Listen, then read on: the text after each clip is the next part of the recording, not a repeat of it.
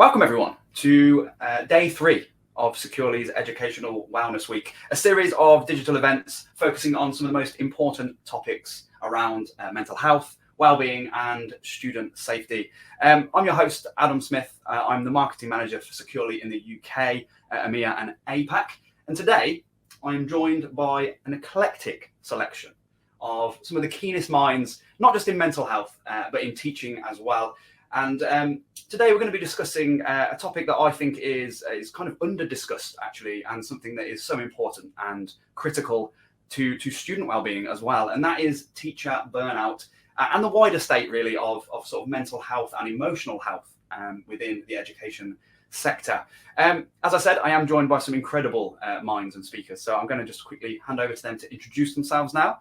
Can we start with Portia, please? Sure. Hello, everyone. My name is Portia Hines. I am currently a Senior Customer Impact Manager with Rhythm Inc. I'm also a licensed professional counselor in the United States, specifically in Alabama. And I'm really happy to be here with you all discussing this topic that I think is more relevant than it's ever been in our histories. And we're very happy to have you as well. So yeah, thank you very much for being here. Lulu, would you like to go next? Hi, my name is Lulu Lacock, and I've been a teacher for very many years, rather too many to share with you.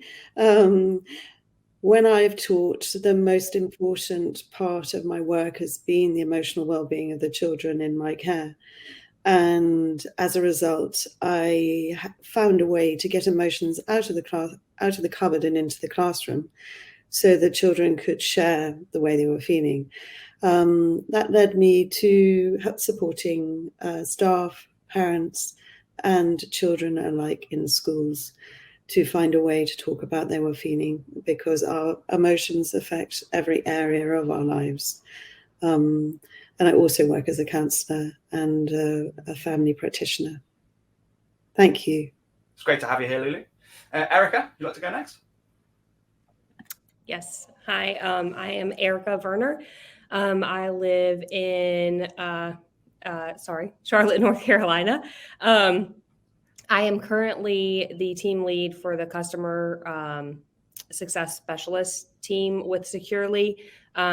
Before that, I was in education for 10 years as a third grade teacher, and then got my master's in gifted ed and did that for 4 years, just between several schools. Brilliant. Thank you for joining us. And last but by no means least, Naomi. Hi, I'm Naomi Trentham. I am one of the founders and directors of Mitos here in Bath in the UK. We provide one-to-one coaching, training and development in emotional resilience and literacy. We coach children as young as 5, right up to adults. And although we work across all sectors with our own programs as well as things that we're invited in to do, our office is actually based in a school. So I'm not a teacher, but I've been involved in education and wellbeing for children and teenagers for a very long time. So coming at this from a slightly different perspective, I'm also a single parent to 3 children, which I think has probably contributed a lot to my insights. So really glad to be here. Thank you for having me. No, absolute pleasure. And just a little bit from my background as well, actually. So I was also a teacher previously, and this topic is close to my heart because I did leave teaching due to a feeling of burnout and sort of my mental wellness. And I think burnout's kind of a term that I've not heard thrown around as much, but actually is now part of a lot of research, this sort of mental burnout. And Portia, I'd like to come to you first to kind of kick off the discussion, really. What in your mind does burnout in the modern day mean? You know, and what are the kind of the key factors that might cause burnout in a workplace? Sure. In my mind, and if you do a Google search, you'll see very clearly laid out 3 markers of what burnout is in the modern day. It's that physical and emotional exhaustion, the presence of that negativity around job-related duties or cynicism, where you're just not as bought in as you once were, and the lack of efficacy. You no longer feel that fulfillment in your job. You're no longer connected. You don't feel any sort of accomplishment. In my former role as a mental health services coordinator for the school district I was employed by, their job description was primarily, let's help the kids, let's get them the services they need. But they forgot to talk about the adults who were there in the classrooms day to day and managing the campuses. So the things that I would see would be those examples of stress. So that irritability, that mood changing, that not wanting to come to work, even though you once loved it, were once bought in completely, and it filled you up, it gave you a sense of purpose. Those things started to slip away. Those things were a far memory when I was serving in that role. And when I was a school-based therapist, you would see it right up in front. Just like Naomi, my office was housed in the school. So I was in a high school and had an entire feeder pattern. There would be teachers coming to school every day in tears. I just can't do it anymore. I had a panic attack. I've been visiting the doctor, but they can't find anything wrong with me. That chronic job-related stress because of unclear expectations, heavy, unrealistic expectations, lacking autonomy in my space and to show up as myself and teach, yes, by the standards, but teach from the place of this is how I convey this and this is how my students learn, has really caused educators, teachers, district administrators, and all of those really plugged into the education system to experience that modern day burnout. Yeah, I mean, I think a lot of what you're saying there is something that I can relate to from sort of my time. And, there was nothing I loved more than sort of being at the front of that class. I'm very passionate about, I taught English, literature and creative writing, and I, thoroughly adore those subjects and was loving seeing that reciprocated in such young minds and kind of with such energy. And like I say, but I started to lose that energy and I started to kind of lose the joy of it all. I did just put it out to our audience here about what would they consider to be the sort of main reasons for feeling burnt out. We've got working too hard for too long, not feeling appreciated, or the feeling of being asked to do more than ever without ever getting any sort of additional pay or recognition, general frustration, frustrated about salary, lots of too many responsibilities and requirements, also getting things outside of your working hours, sometimes being disrespectful, and students being disrespectful to teachers nowadays. We've got another former teacher in the chat, and they say that they felt their main reason for feeling burnt out was lack of support from admin. Love the job, but got tired of being told to suck it up and think of the children. And equally, not having fun at work or lack of project direction, those sorts of things. I'm going to swing over to Erica because Erica, you are very recently left the teaching profession, and I would just be interested from your perspective. What are those current pressures being felt by teachers in a modern classroom, and for you personally, what were your what were your main reasons for feeling burnt out? Yeah, I think it's one of those things. It's Portia and Adam have said a lot of what I want to talk about, which is that I felt this passion for teaching. I knew from high school on that I wanted to be in teaching. I wanted to teach elementary school kids. I wanted to teach kindergartners. And then I met kindergartners and decided I could no way, shape, or form teach kindergarten. So I taught third grade for a number of years, and I absolutely loved it. First coming into it, it was amazing. Within about 3 years of teaching, I mean, if you're new at a job, it's difficult. So you kind of don't know, even it's the same with teaching. You go in, you have this workload, and you're just thinking, this is normal. This is what this is supposed to be like. And then you start going and they say, okay, by year 3, it's going to get better. Well, by year 3, it got worse and worse and worse and worse as the years went on. Pressures of testing is something huge. I know in a neighboring district of mine, they don't focus so much on the grades, but rather the standards are the children mastering what they're learning based on standards and not just an overall grade, which I think is a great way to do things, but unfortunately we didn't do it that way. But yeah, the pressures of grades, which is huge. I know there are a lot of teachers that if they got moved to a testing grade, so that would be 3rd through 5th in elementary school, they would be destroyed. And unfortunately, a lot of the reasons that those teachers were moved was because principals were trying to get them out of their school. So what better way to get someone to move or motivate them to leave than putting them somewhere that they're going to be miserable, which is awful. I mean, that's just messing with your mind, and it's awful. So that's one thing. Sorry, I have my notes. Time pressure, which is huge, a lack of available time in relation to the overwhelming workload. I cannot even begin to tell you the day-to-day of a school teacher, especially in elementary school. In elementary school, we're often envious of middle school and high school teachers. They get like a 90-minute break. Well, not a break, it's planning time every day, plus their lunchtime. I obviously understand that this is possibly not across the board, but that's just in my district. That is what was the norm. For us, a day for an elementary school teacher, you show up at least 30 minutes early, at least. The kids start coming in. You have them the whole day until you get a planning block, which is only 45 minutes. 3 out of the 5 days for me was going into a planning room with the principals, with the literacy facilitators, already having my lessons done. So it wasn't even a planning period. I had to have it ready to go by the time I met with them. And we would go through my lessons, and they would just pick at it and dissect it and tell me what was wrong, what I needed to do differently.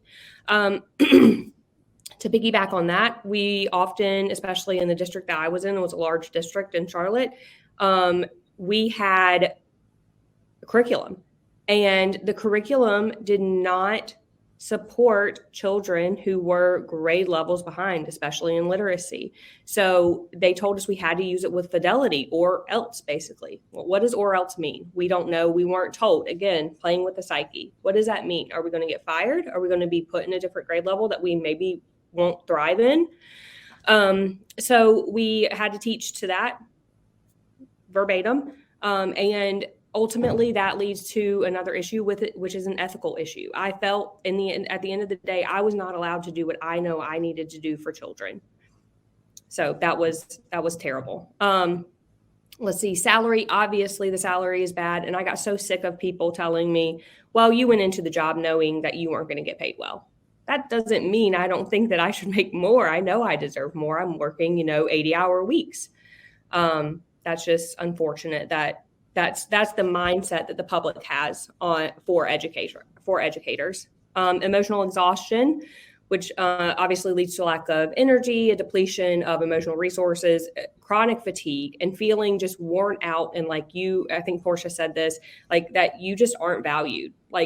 There came a point where, and I've shared this with this group, but I was in a really bad place mentally, physically, emotionally. I had to quit. I had lost a lot of weight. I was not eating. I cried every day. For my lunch, I would take it out to my car just to get away from everything, just to be out of that building because the building was so toxic. Support, obviously, from admin. There was no support. I mean, you feel bad about something, get in there, you can do it, you're tough. That was the pep talk we got. You're fine. Go in there and do your job. So, and I'm not just saying this as a spiteful educator. I am saying it because it is very true. And until you're in it, you don't understand the emotional pressure that we're put under. And there is seemingly no way out, which is. No, I think, thank you so much for sharing such sort of personal detail and kind of, and I guess reliving that really. It sounds like an awful time for you both mentally and physically. But no, I mean, you are not alone. This is not the voice of a, as you put it, moaning educator or whatever. But there's been studies recently across the US and the UK, which was actually sort of one of kind of the reasons we had this discussion topic sort of chosen, that more than 70% of educators across the UK and the US have reported declining mental health. And at the top of these lists of all of the different sectors you could work in, teaching was by and far the very, very top for burnout, for the level of burnout or people leaving. That's any profession or any industry whatsoever. And I think, mental health is one of those things nowadays. The advancement of technology. We had this discussion in our webinar on Monday about the dangers of the digital classroom. Technology has evolved so quickly that we have not been able to evolve at the same speed with it to understand not just how to use it, but how to manage it and how to kind of, to sort of deal with the way that has changed the job. And I'd like to come to Lulu now. So you say you've been working in teaching for more years than you would like to say. But what I'd really like to ask is, we've seen a decline in mental health across the board, not just in teachers, but also in students. And I think One of the things for me that I wasn't prepared for when I went into teaching was that the mental health of the students is something that you have to deal with, and you're not trained for. There is no training for that in the initial sort of teacher training element of it, and unless you are someone who is kind of geared towards that, has a deeper understanding of that, I think that can have quite a demand on the teachers emotionally. It did for me. So my question to you, Lulu, with the mental health of students and teachers taking such a kind of hit, do you feel like the education sector is equipped to prepare teachers or to even train them necessarily? You're on mute there, Lulu. No, they're not prepared, because they're not, people who go into teaching at a later stage do 1 year PGCE, and then they go into teaching and they get given a class of 30 children. And their role, as opposed to my role 35 years ago, is that they are now asked to be social workers, counsellors, parents, food providers, data analysts, drama specialists, safeguarders, literary experts, numeracy experts. And they have to, because of the development in our understanding of different needs of children, they also have to plan incredibly well to differentiate for all the learners in their classroom, because the expectation is that they give all of those 30 children a high standard of learning equal amongst them all. But that is a huge ask, because to a degree we're all on the spectrum, but there are many different spectrums that appear in a class of 30 children. And for somebody who hasn't been given proper guidance or education in supporting those children, they are expected to teach them as well as teaching the other children to the same level in the class, which is an almost impossible demand. Schools are also seriously underfunded. The workload is extreme. Teachers, as you said, Erica, have to get in so early in the morning and leave late in the afternoon. And they are undervalued. There is no doubt about it. And so many teachers go in because it's a vocational role and they want to give back to society and they want to do something for society. And then, as you've both alluded to, there's just this lack of support and lack of guidance and lack of encouragement, and so poorly paid. If you're living in an inner city in England, you have to pay rent, and you have to pay a high rent, and you can't afford to have a life unless you supplement your teaching role with another role, which after school. So it's almost impossible task. And also, as Naomi and I were talking about before we started this chat, society has changed profoundly in the time that I started teaching. And with that comes demands, cultural demands, because the diversity and cultural differences in inner cities in England has meant that the nature of the parents has changed, and their demands are different. And then add to that, which didn't really exist 35 years ago, certainly didn't, you've got, as Adam was talking about, you've got a digital age, which is, basically a place where children are can be exposed to far too much too early, and you can never unsee what they've seen. And it's it's the Wild West out there, and nobody's been taught how to help children or schools manage that. And that comes into school and very quickly becomes a school's problem. And a bullying incident that's happened outside the school actually ends up in the classroom to be managed by a teacher who is trying to manage all those other pupils who need their time too. Anyway, I hope that's been helpful insight, Adam. No, it certainly has, and I think one point you make there that is so important for sort of both student well-being and teacher well-being is that it isn't just what happens inside the classroom or the playground anymore that affects the students and likewise the teachers, because there is so much that that you need to consider that is going on at home or is not going on at home, or is going on sort of when the children meet up outside, or maybe they're just it's when they communicate online, when it's their sort of digital lives and they start to come into the classroom. So speaking of that, really, and that I guess that broader sort of that broader kind of consideration of mental health and that sort of thing. Naomi, you're an emotional coach, and you sort of deal with these things on I guess a broader scale. Not just within the classroom. You are based in a school, as you said, but do you think we seem to have a greater general awareness about mental health and well-being today? It's not such a taboo to talk about it anymore, and there's a lot of great literature and sort of documentaries and things out there, and training as well. But do you think we have a greater understanding of it? And I mean that do teachers, do the students, do parents? And if they do, great. And what's going on? But if not, what sort of tools and knowledge is lacking, do you think? Oh, we can't hear you. You're not on mute, but we can't hear you. Interesting. Just while waiting for Naomi to fix that, Portia, have you? I hate to kind of throw you the hospital pass there, but from your perspective, do you what tools and knowledge are lacking, do you think? Sure. First and foremost, I would say a personal awareness, or the space for the educators to acknowledge and respond to their own emotions. Naomi does emotional coaching, or is a coach for emotional intelligence. And I think that's something that's vastly missing from our cultures, probably around the world. So allowing educators the space to learn that is a part of their teaching tools, and not having it appear as just a plug-in or one more extra thing. But also starting to teach the children from a young age so that they don't have these emotional flare-ups, and so that everything is not a crisis. The more that we can regulate the classroom from both sides, from the educator and as well as for the student, we have that calmer, more balanced environment to work and learn in.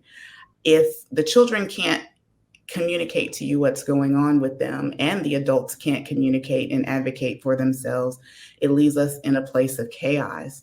I believe that if we can do like we did with physical education, identify how much it's costing us to not have this as a norm, and begin to create an environment where this is part of our culture. We do physical education, we do well-being and mental health education, and we do academics. And it's not all of them fighting each other. If they can coexist, then society as a whole will be better prepared when crises do arrive. No, I think that's an incredible thing to think about. Absolutely, it is. I think it is across the globe, as you say. That we, until recently, we haven't even necessarily understood the requirement for there to be sort of training, and maybe not even training. Maybe that's too far. But just any sort of exposure to how do we handle this? How do we help to kind of cultivate emotional learning and intelligence, and just to understand better our emotions? I'm not even sure that as a grown adult, even looking at the students to do this, but as a grown adult, I don't know that I know my emotions 100% perfectly, and how to deal with those things, or with my friends or my family or whoever it might be. Naomi, have we got you back? No, we haven't. Dear me, well, this is unfortunate, but we will sort of press on. Hopefully, we'll get Naomi back soon. We'll keep trying. Give me a little wave when, if at any point you think you might have figured the problem. Still nothing at the moment. So, as we're saying, we think that that there is a greater awareness, but not a greater understanding of it. So that means things need to change. That things do need to change. And I think we're going back to focusing on teachers and their well-being and their mental health. The classroom has evolved. The world has evolved. We've said, as Lulu mentioned, that society has changed. So what are the biggest concerns now in the classroom? What needs to change? And what needs to be implemented? Erica, I'd like to kind of start with you on that one. For your perspective, just looking back on your classroom of the previous couple of years, what did need to change for you? What could have been implemented to make such a big difference to you? Yeah, I think first and foremost, being treated as a professional would have been huge. I feel like right now we're treated as not even glorified, but just babysitters. Teach to the test, do this. We want to bring our scores up. If we were treated as professionals and understanding that we went to school for this and we attend professional developments to better ourselves, we could teach children how to read efficiently, proficiently. We could do all of these things, but we're not treated as professionals. We're treated as just someone there to watch the children, and hopefully the scores will go up. So I think first and foremost, being treated as professionals is great. Oh, I think Naomi's back. I'm back. Can you hear me? Yes, we can. Can you hear me? Yay. Yeah. Sorry. Okay, so I think do you want to, can you hear me? We can hear you, yeah. We can hear you now.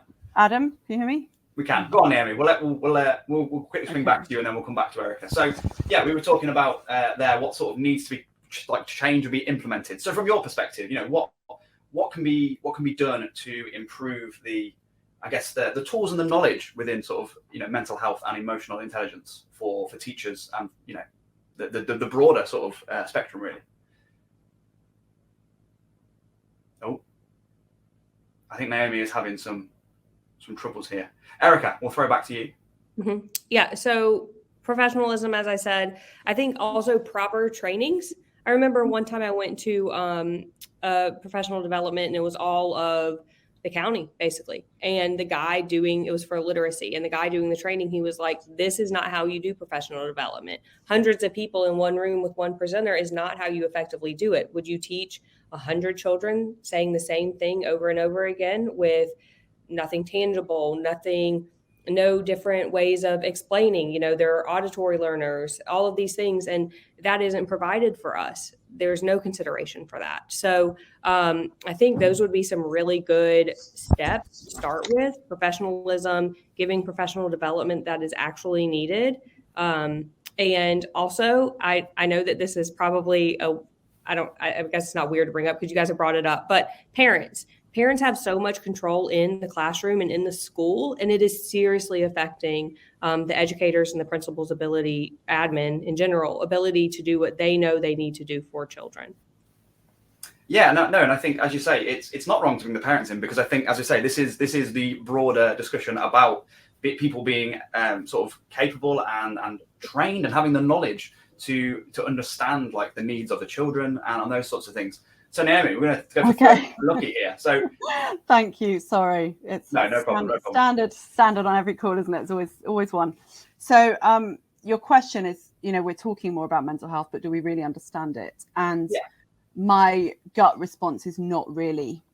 So as often is the case, words begin to be bandied around, and the pandemic put a lot of things online, and more conversations are being had.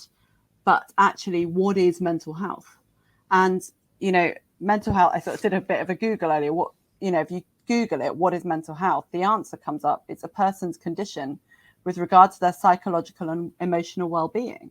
Well, how on earth are we supposed to know what our psychological and emotional well-being is if we don't have the data and the understanding behind it? So, if you go to the doctor with a physical, you go to see a doctor, don't you, to get insight into what's physically going on in your body.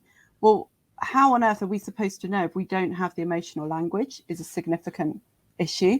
So emotional literacy isn't taught in schools as standard. It's not the practitioners, the teachers don't know it. So, I was just thinking about my own school experience and how we had nothing on wellbeing and mental health. We had nothing on emotional literacy. I began to develop my emotional language 8 years ago, and I'm 43. So, and that was because I was studying, learning it. So, and then, for teachers, they then go into a teacher training. And interestingly, we've got a teacher training college here in Bath. And I had a conversation with, I've got a friend who works with PGC students, so teacher training students. And I said to her, how much time do you get on emotional literacy? 4 hours. She said 4 hours, and it's voluntary. The workload, the expectation on PGC students, on training teachers is so high, they don't have time to learn it. They get 2 days on behavior management. And I'm like, this is insane. If you spent 2 days on emotional literacy and well-being and personal mental health, you wouldn't need classroom management because people would be better equipped to support the children. So there's, and then they're being dropped into school. Just today, I was on my way into school as a teacher, a year 5-6 teacher was coming out. She said, I'm just going to the shop, which is just down the road, I just need to go and buy a drink. And I said, do you need a hug? And she said, if you hug me, I will break. We're on the 5th week of the academic term. And this is a school where they take wellbeing and mental health seriously. And interestingly, we did an inset day for the whole of the staff team at the beginning of September. So there were 17 staff, and we really went there because we work there. We felt we could go deep on some stuff, some pain points, and uncovered so much of their own unmet emotional need. And it was very vulnerable, and there was lots of tears, and they had all these brilliant ideas of how they were going to do things differently from September, which haven't worked because there isn't the budget and there isn't the capacity.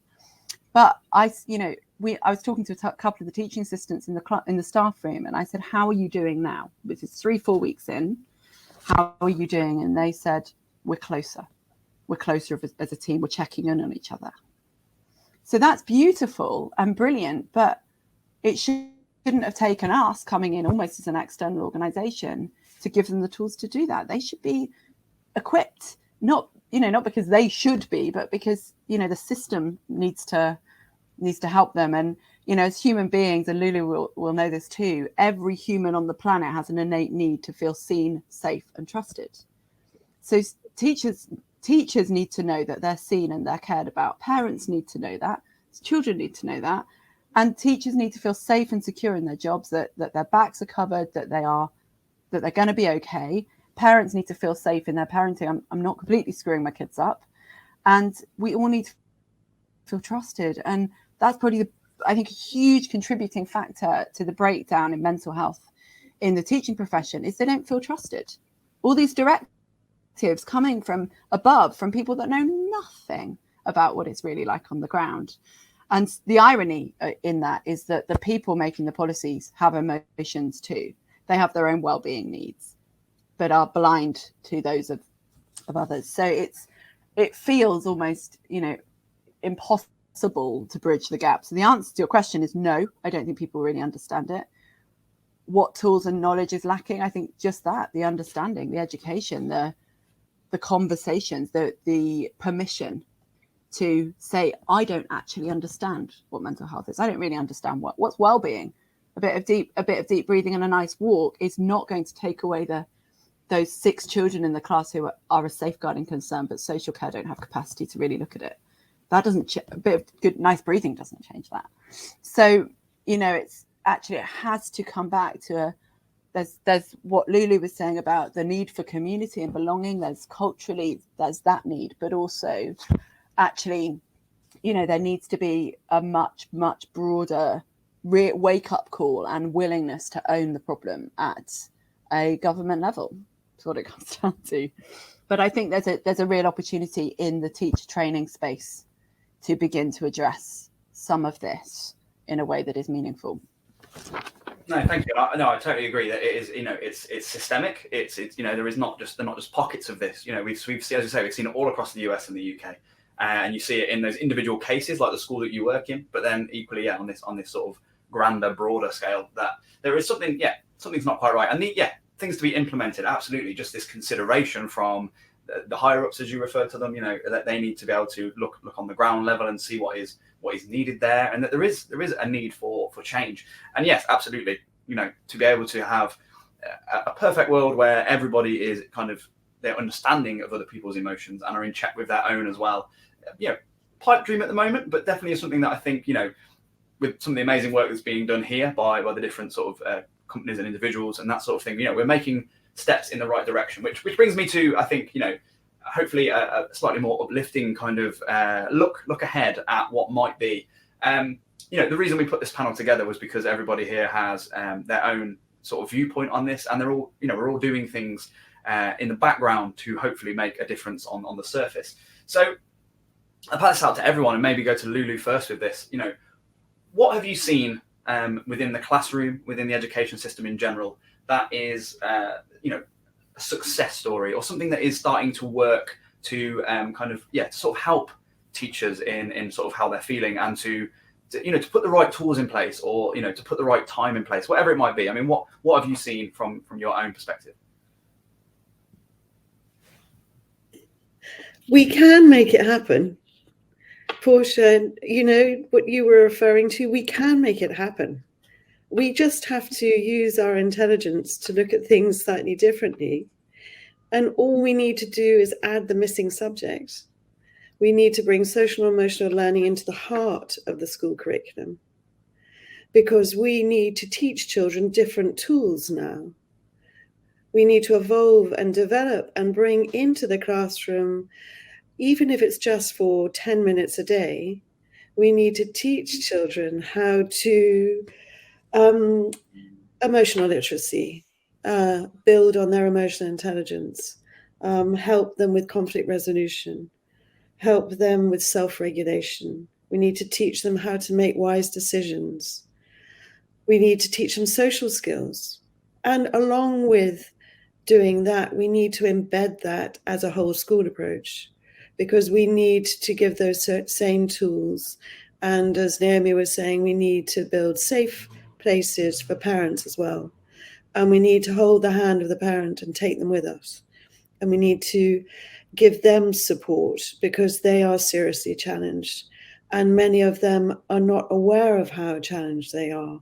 But if we could support them by giving them the some parenting tips and tools, and assist them and build them up. And I really believe that we can do that, because I think we can, first of all, as Erica was saying with Naomi, we can provide all senior leadership with coaches. They need support. And it's top down, because if they're supported, then they send that same message out to their workforce that they too need support to manage what they're doing. The mentoring system within the state system here works to a degree, but because all staff are so time short, it means that, and they're often the mentors in senior leadership, it means that they often aren't able to give as much as they would, they're supposed to give. So I would say top down first, support the senior leadership, include the parents, value teachers more and support them, encourage them. And then this is a bit, but I think it's perfectly possible. I think we need to make schools, out of school hours, safe places for communities, because community is missing, and is missing for everyone. And at the beginning of the pandemic here, a call was put out to volunteers to support the NHS and to support the system. And there's a generic disorder of loneliness within our society nowadays. And there are many very well-educated retired people, or, people who want a job, want a purpose. And I have this sort of dream that, if you were to extend the school day, you could make schools and use the resources within the school in a dream way, supported by volunteers who are all professionals and were once really skilled in their work. And you could give children all that goodness that's missing because they're so time short in schools. You could teach them all these life skills that would give them joy. And after all, that's what childhood should be. It should be a happy time where they feel safe, where they're seen, as you said, Naomi, where they're heard and where they're respected. And I think it's possible. I just need to talk to Liz Truss. I mean, I think all of us here think it's possible. I think, that's sort of what's led us to this conversation, what's led us to our particular job roles or the business we work for. Portia, from your perspective, what do you think what have you seen kind of out there, or what advice can you give maybe to teachers as well? So, again, these conditions will change hopefully, but it will still be a slow change. And I think in the interim, what could you perhaps offer as advice or tips to kind of lessen that feeling of burnout? Habits and routines, I think it will be one of the most strongest change agents for teachers and educators. We get plugged into doing what we have to do, doing the things that are necessary, doing what we're pressured to do. But we forget to, as Lulu said, elicit joy in our own lives and give ourselves something to look forward to. I'm one of those people who loves the study of brain health along with emotional intelligence. So in order for our brains to give us those feel-good hormones, we have to make the choice of, yes, these are my have to do's, but what do I want to do? What brings me fulfillment? And strategically place that into our lives each and every day. And alongside of that, doing those activities and doing those things that help refill our cup, because we're always pouring as educators. There's not a teacher, even ones I didn't like growing up, that didn't continuously pour. If it was a runny nose, or if it was staying after school, or pouring into a parent who's had a hard day, they continuously pour. So what are the things beyond the bubble baths, because that's what we like to call self-care, a bubble bath or a mani-pedi? What are those things that make you feel full? What are those things that recharge you? And I also believe that that community and support system is a huge component of that. We were lost. We had a loss of connectivity before the pandemic.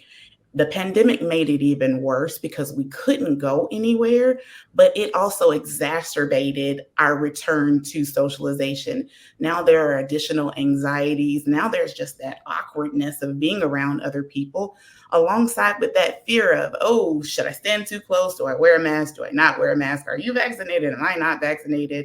We have all of these layers, but beginning to practice community again is something that I think we have to start doing. And I'll just do a brief little moment of what I've seen that's been working. Of course, selfishly, I want to talk about rhythm, meeting people where they are. Instead of saying you have to have this 12-week course where every day you have an entire period where you must teach well-being and wellness, and you're already not trained in that, meet people where they are. Give them bite-sized chunks that doesn't add a stressor because it takes so much time, but that you can slide into your daily routine. I encourage our educators to use it as a teacher timeout. You need 90 seconds to regather yourself. Deploy that daily check-in. Let your students self-evaluate and have an activity to help regulate themselves while you breathe, while you gather and collect yourself. But searching out things like that that can give you space even when you're in a pressured environment. No, I love that. And I think that what really resonated with me there from sort of my time teaching was what you said about finding time for what actually kind of fulfills you as a human being, not as a teacher, as a human being, because I felt so busy with, not just the day-to-day in the classroom, but taking admin home, taking marking and prep home. And in this day and age, getting emails. I worked at a sixth form, which is, well, it was at the time post-compulsory, but now it is compulsory as well. So it's when the children are between sort of 15 and 18 and they're sort of getting ready for university and that sort of thing. And I'll be getting emails at all hours, that I was expected to answer. That was part and parcel of what I did. I couldn't say, well, that was after 9 o'clock. Why would I have seen that? It was actually that I was supposed to have seen that and to have enacted on it.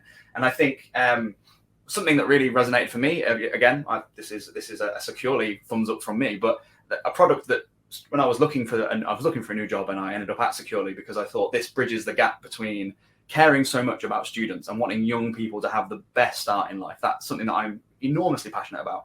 And then, but also, from my perspective, then it was these products, it's a digital world, something I'm also interested in. And a lot of what Securely offer, not just web filtering for the students, but there's so much now that Securely are doing to help the teachers get some time back, for them to be able to, have software that monitors, how the students might be doing their wellness levels. If there is something that we don't know is going on because we're too busy doing all of the other jobs, there are now these products that are doing things like that for us, that are like Rhythm, reaching out to the students to kind of give them wellness check-ins and to those sorts of things that just take away a little bit of onus, so that, as a teacher, you can have a little bit more time for yourself and to just find that headspace and just a moment of kind of quiet and peace and that sort of thing. Naomi, I just want to come back to you, sort of wrap this bit up, really.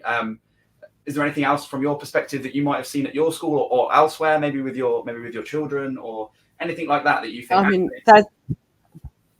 there's lots that I've seen that's amazing. I love that. There's some really big there's some big organizations that are doing really great things. So the Foundation for Educational Development in the UK are building a case with lots of research and lots of brilliant things to move education out from being a partisan issue, a partisan run thing, to cross parties, so that it doesn't get changed every time there's a change of education minister. So they're amazing. Bit of a shout out to them.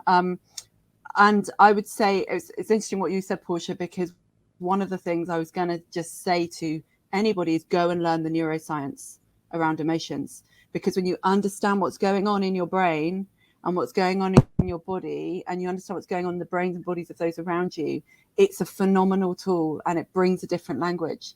Like we've got lots of key tools that we teach when we're training as well as when we're coaching. And one of those is using this brilliant question when you've got that parent banging at you, to just say, what do you need? What do you need? And it arrests them, and it stops them, and it creates an invitation to connect, which is what we're all craving for, as we've talked about. But it also moves them into a space of problem solving. And you can do that with children. There's so many different tools, but the neuroscience is brilliant. I mean, and there's lots of great things. There's so many amazing things going on, and there's masses and masses and masses of people who are doing what they can with what they have. And, you know, what I'm loving about opportunities like this and in spaces and places like LinkedIn and the collaborations that we do is it's building a community.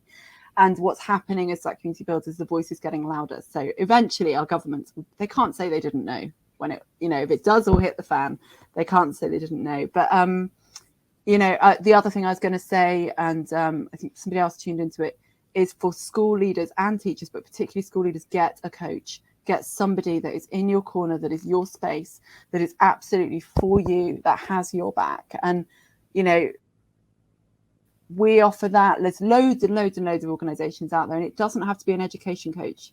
One of the conversations we've been having with a charity that are working with 7 head teachers here in Bath is actually they almost need someone that isn't in education. They need somebody that is about them, and then they can bring their best selves to the job. And I would say that's one of the key features at the school that we're based in, is the head teacher has always had her own coach. She's always has her own space, which means she's able to pause and give that to her team. And so even though they're stretched, even though they're under-resourced, even though they're underfunded, they know they're cared about. And that really does make a difference. So I think I'll stop there. There's so much more I could say, but I'll stop there. No, and that's, you know, again, it's so heartening to hear. I think we do of course have this, especially with sort of social media out there, and kind of the discussions tend to go in this sort of like doom facing kind of way. But actually there are so many wonderful things happening both here in the UK and across in the US. And I'm going to quickly just open up the Q&A, because we are sort of coming to the end of this session, and I would love anybody who's been listening to this, who's in attendance, who maybe has a question for any of the speakers here. They're just such brilliant minds. Feel free to harvest some of their expertise and knowledge if you do have any questions. But in the meantime, while maybe you are writing those questions, Lulu and Erica, anything that you'd like to add, anything that you've seen, or anything that is kind of in the works that you know of, that, you know, just to kind of add to this nice sort of platter of things?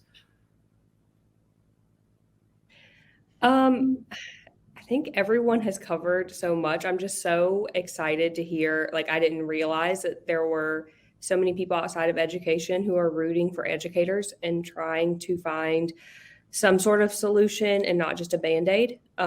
So this has actually been really awesome just for me to listen to so many people who have different perspectives and knowledge on the situation. So this has been amazing. But yeah, I think that just support in general from the community, from admin, from the higher ups, who I think Naomi mentioned, like, they have no clue. They don't know what's going on. Like, even just to get out of their space and come into a school for a day, like, come and shadow a teacher, see what it is like from day to day. I don't want to call it, like, it is just a very toxic environment. And if we could make it less toxic, that would be amazing. I wish that something would have been done sooner, and maybe I'd still be living out my passion, but unfortunately not. Well, we'll hopefully not. Yeah, we won't give up hope just yet, because maybe I'll come back. Lulu? I would say that it's a great idea to appoint a governor in schools for mental health specifically, and also to, as the senior leadership team, to have an overview of the whole year, because the year goes through pits and troughs, doesn't it? And there are definitely times when things are tougher and full of stress, like around exam times or in November months when it's dark and grey. You know, those natural times when people and pupils and staff alike are challenged, and then try to take the pressure off the staff by perhaps giving a no marking week or doing shared teaching, or just a gentle tweak like was suggested earlier, something very small, but so that teachers feel as if they're being seen and that they are appreciated. And appreciation appreciates, you know, for senior leadership to genuinely appreciate their team and to have their backs above and beyond any parent's demands, shows respect for their staff, which then shows parents that the staff are respected, and that's really, really important. And, you know, I don't know, I had lots of ideas, you know, just having a look, you know, the basics, basically, because of this economic climate, we need to really make sure that children and staff alike are, you know, are looked after, and the basic, you know, the bottom layer of Maslow's hierarchy of needs. You know, if we can't get to that top unless we support the bottom, and that bottom is literally safety and food and peace of mind. And it's not just for pupils, it's going to be more and more for people working within school communities. So we need to, you know, I think, you know, funnily enough, I think it can be tipped, because I think we can actually come together, as we've all talked about, more communities to look out for each other and use schools as places to do that. Let's put the heart back into schools. No, I love that. And that's, you know, that's such a lovely message to kind of, I guess, bring this discussion to a close. We haven't had any questions, but we have had a request, which I absolutely will work to kind of, I think, to kind of create. I asked if anybody would like any follow-up materials and what would be useful after this session. Something to pass on to a school administrator, perhaps a packet of suggestions with how best to support their staff in 2022 and beyond, when life at school feels harder than ever before. Definitely something that I would love to work on, and I think everyone here would be able to offer some great sort of tips and advice. So that is something that we'll definitely look to put together for you, for everyone sort of in attendance, and the wider public in general. Yeah, this has been an incredible session, such a thought-provoking one, also an uplifting one, which I'm pleased about, because it does seem like such a grey cloud kind of subject a lot of the time. As part of Educational Wellness Week, this has been our third session, and this will be available on demand as of next week. So you can share this with anyone you think might benefit from it. Equally, we had the dangers of the digital classroom, where we looked at how the classroom has evolved and what dangers now exist for children, and what that might look like moving forwards, and how we can kind of combat that and what is being done. And we also had a session looking at how to be proactive with the mental health of pre-adolescent students, because it's not just the teenagers that suffer with the mental health. In fact, it starts much younger, and a lot of kind of more modern reports are saying that is the key time to really not just kind of you know, address mental health issues, but to train them emotionally and how to better regulate and deal with their own kind of thoughts and feelings and those sorts of things. Both of those will also be available on demand.